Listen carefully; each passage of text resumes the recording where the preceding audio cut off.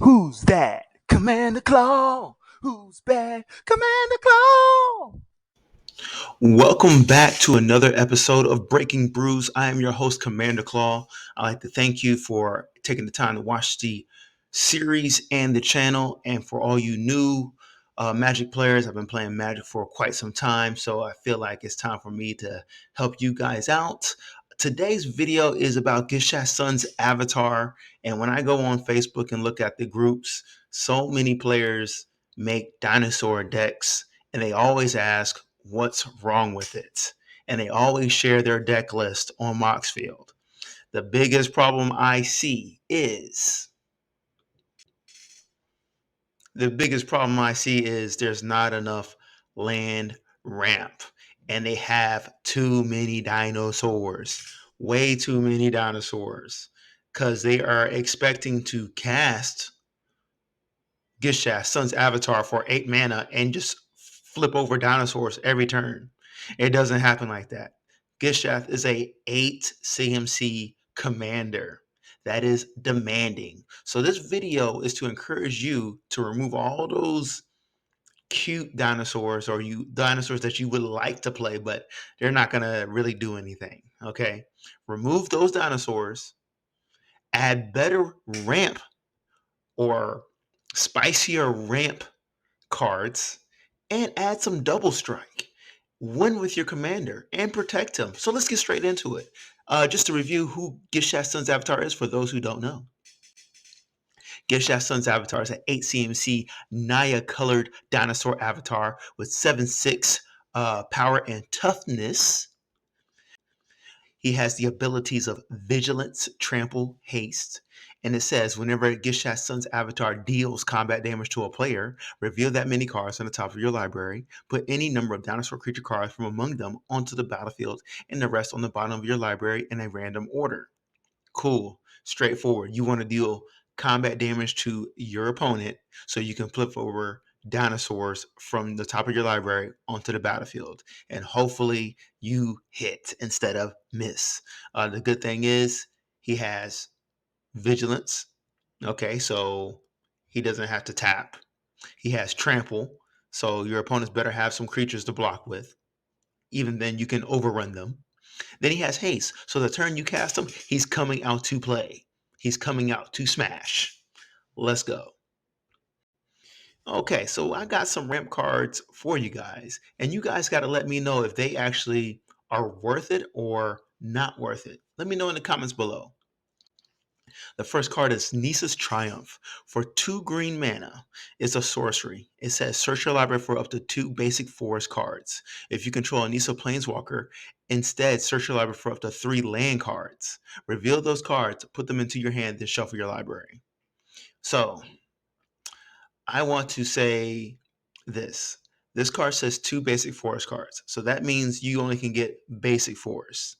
However, if you control a Nisa Planeswalker, you can search your library for up to 3 land cards, and that could be any land cards. I just want to put a ruling out there. If a card says search for a forest card, these type of cards you can search for in your library because they have the subtype of forest amongst the land type they are. So if if your spell says search for a forest card, bam, you can grab Jetmir's Garden, Highland Forest, Temple Garden because they have forest in their subtype. Moving on to Entish Restoration. It is a 3 CMC instant sorcery. It's exactly like Harrow, just a tad bit better. Just a tad bit better. Let me show you how. It says sack a land. It's an instant speed spell.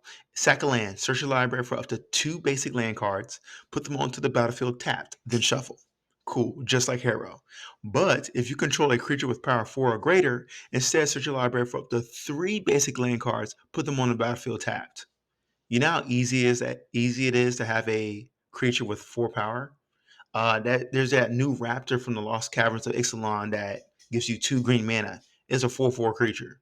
That's easy peasy. Moving on. Next card we have is Spelunking. This is actually one of my new favorite cards from the Lost Caverns of Ixalan set. The reason why I'm bringing up Lost Caverns of Ixalan because there are players out there that have not bought the set yet. And it happens. There's so many cards released that you don't have time to look at cards. That's why you guys look at YouTube and ask us content creators to give you cards. But anyways, Spelunking. It is a 3 CMC enchantment that says when Spelunking enters the battlefield, draw a card. Then you may put a land card from your hand onto the battlefield. If you put a cave onto the battlefield this way, you gain 4 life. Lands you control enter the battlefield untapped. Okay, so that means all those lands that say enter the battlefield tapped, if Spelunking is on the battlefield, they come in untapped. Trust me, that feeling is amazing. Okay, so if you're new to the Lost Caverns of Ixalan set, there's a subtype for lands called caves. Let me tell you about these caves. Caves, they are awesome. Okay, uh, I like these caves because they have more abilities. One of the abilities, which is you're going to see on Hidden Nursery, Hidden Courtyard, is the Discover mechanic. Read the Discover mechanic. It's almost like Cascade, but it's not, but it's better. Okay. But you get to put these cards into play with Spelunking and gain 4 life, like easy 4 life. Moving on. Politics as usual. You know, this is my favorite segment because it's based off the Jay-Z song, Politics as Usual, off his Reasonable Doubt album, but I'm trying to encourage players to add more politics to their game so they can actually persuade the whole mechanics, the whole craziness of the game in another way for themselves. And trust me, there's so many good cards out here. First card we have is Tempt with Discovery, a 4 mana sorcery, 3 generic, 1 green. It says Tempting Offer. Search your library for a land card and put it onto the battlefield. Each opponent may search their library for a land card and put it onto the battlefield. For each opponent who searches a library this way, search your library for a land card and put it onto the battlefield. Then each player who searches a library this way shuffles it. Okay, the pros of this. You could possibly put in 4 lands onto the battlefield untapped. Okay, 4 lands untapped. Any land untapped for 4 CMC if all of your opponents search for a land. Now, the cons is your opponents get to search for a land. So that could be anything. That could be game winning lands like Cabal Coffers and Yavimaya, whatever, that makes all 4s to their types. But I'm trying to encourage players to add more explosive mana ramps into their deck for these dinosaurs because they're high CMC. If you can't cast Gishath, you're never even going to play the game, right? You're never going to play the game. You have no chance of even playing or winning if he's not even on the battlefield. And remember, he's 8 CMC, so you have to put him out on the battlefield. Then don't think players will not remove him. Not every pod is the same where they just let players just play. My pod, they actually like to remove commanders on site. Gishath is a commander that you will need to remove, and they're going to take advantage of you if you cannot recast him. So if you lose your commander off a first removal and you can't cast him again, you're in trouble with that deck. So you need more ramp, more explosive ramp. Look for cards that give you 3+ lands, the possibility of 3+ lands. Even if they go into your hand or they enter the battlefield tapped, it is a win. You got to be able to play Gishath to win the game. Okay. I know a lot of you guys seen this card and you probably just like off the bat said no, but let me tell you, Collective Voyage for 1 green mana could be the answer. Could be the answer depending on your position with Gishath. If you're running low on mana and you just need to get into the game. It is a sorcery for 1 green mana. It has the ability Join Forces. Starting with you, each player may pay any amount of mana. Each player searches his or her library for up to X basic land cards, where X is the total amount of mana paid this way. Put them onto the battlefield tapped, then shuffle his or her library. So you could really get in the game. If you have 4 mana only, you tap 1, You can get 3 mana out of your deck minimum. That's starting with you, right? And if your opponents decide to join in, 3+. That means everybody can get 3+ lands, basic lands. Why this is good for basic lands? Because there's a lot of players who built their decks, their multicolored decks, with non-basic lands. Okay, when you have a bunch of non-basic lands, that means they generally are coming into the battlefield tapped. So they're almost losing a play unless you bought the expensive fetch lands, whatever. Um, but yeah, if you have a good amount of basic lands in your library, you can just thin out your deck and play and play. You got to be able to play Gishath to even win with Gishath. If you don't have enough mana, if you're not putting out mana every turn, ugh, that's going to be a rough day for you. Nobody likes that. Moving on. Moving on to win cons. How can you win with Gishath? How? Well, most most players that I've seen their deck list on Facebook and Moxfield that share it, they don't have enough protection spells. So here's one. Loren's Escape is an instant for 1 white. Target artifact or creature gains hexproof and indestructible until end of turn. Scry 1. Perfect. This prevents board wipes. It prevents exile. So you're looking to protect Gishath, pretty much. So this is the best of both worlds. Hexproof and indestructible for 1 white mana and scry 1. So you can look at your next card and possibly put it at the bottom of your library. What else can I say? Add this card. All right. Moving on to 3 cards to audition for, right? Going back to explosive mana ramping and double strike. Okay, first card we have is Cosmium Confluence for 5 mana total, 4 colorless, 1 green. It's a sorcery. It says choose choose 3. You may choose the same mode more than once. Okay. Search your library for a cave card, put it onto the battlefield tapped, then shuffle. I showed you cave cards earlier. So for 5 mana, you can grab 3 caves and put them on the battlefield tapped. That is a great rate. Great.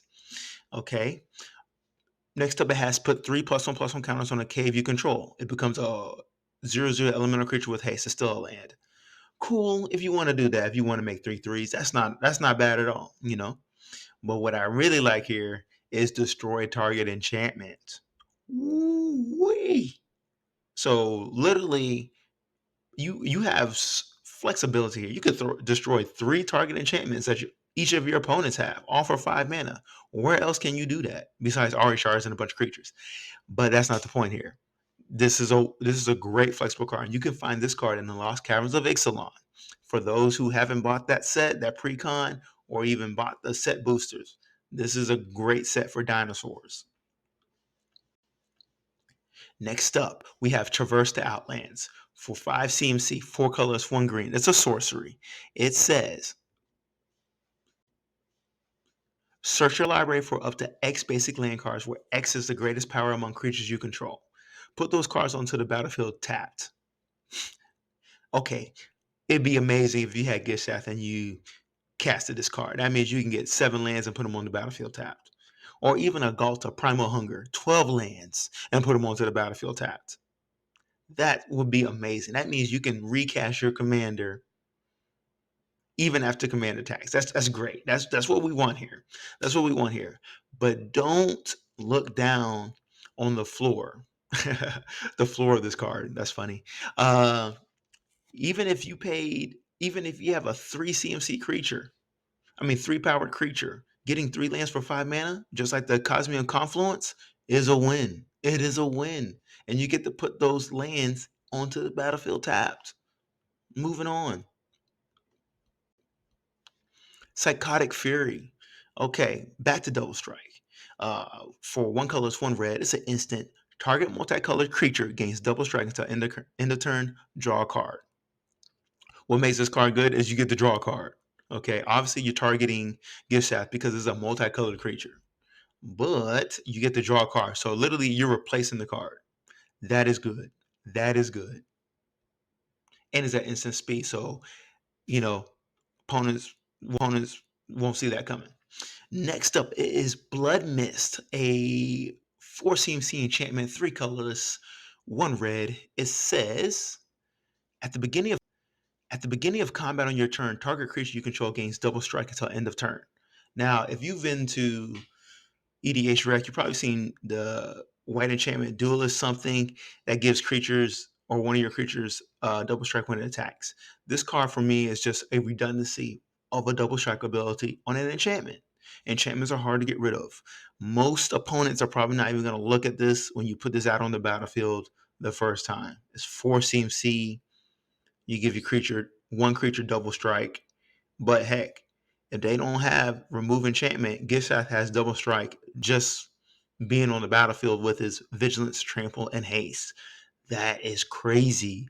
This is a good card, and you can actually give it to other creatures too. Double strike to other creatures. You're Itali Primal Warden, or Itali in general. Both of them are disgusting to play with.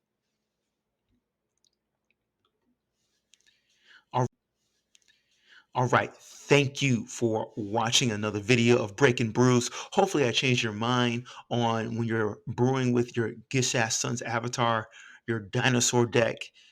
Remove all those weak dinosaurs, heavy CMC dinosaurs that really do nothing, and add more mana ramp so you can play Gishath and actually play your commander.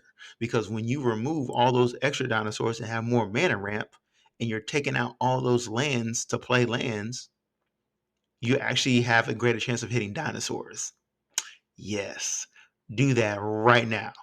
And please like, comment, and subscribe, and follow me, Commander Claw. Peace out.